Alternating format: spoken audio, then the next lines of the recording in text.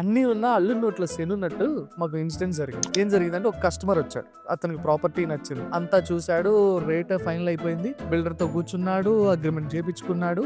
ఇక్కడే అసలు ట్విస్ట్ మొదలైంది. బ్యాంకర్ కి తన డాక్యుమెంట్స్ అన్ని ఇచ్చేటప్పుడు సిబిల్ స్కోర్ చెక్ చేశాడు. సిబిల్ స్కోర్ చెక్ చేసినప్పుడు అతని సిబిల్ స్కోర్ 760 ఉంది. ప్రాసెస్ అవుతుంది. ప్రాపర్టీ వాల్యుయేషన్ అవుతుంది. ఎవ్రీథింగ్ ఇన్ అండర్ ప్రాసెస్ లో ఉంది. ఉన్నప్పుడు శాంక్షన్ దగ్గరికి వెళ్ళింది ఫైల్. క్రెడిట్ మేనేజర్ ఎవరైతే ఉన్నారో అతను మళ్ళీ సిబిల్ చెక్ చేశాడు. సిబిల్ చెక్ చేసినప్పుడు ఇతని క్రెడిట్ స్కోర్ 710 కి వచ్చింది. బిఫోర్ ఏమో 760 ఉంది. ఇప్పుడేమో 710 ఉంది. అసలు ఏం జరిగిందంటే ఎవరైతే కొనే బయ్యర్ ఉన్నాడో అతను ఎవ్రీ డే పోర్టల్లో లాగిన్ అయ్యి సిబిల్ స్కోర్ చెక్ చేసేవాడు. దీనివల్ల ఏమైంది, ఎవ్రీ డే చెక్ చేసిన ప్రతిసారి అతని పాయింట్స్ 4 to 5 పాయింట్స్ డ్రాప్ అయింది. దీనివల్ల అతనికి ఇప్పుడు మళ్ళీ ప్రాపర్టీ శాంక్షన్ కాకుండా హోల్డ్ లో పడిపోయాయి. సో మీరు కూడా ఏమైనా ప్రాపర్టీ కొనాలనుకుంటే ఎవ్రీ డే సిబిల్ చెక్ చేయకండి.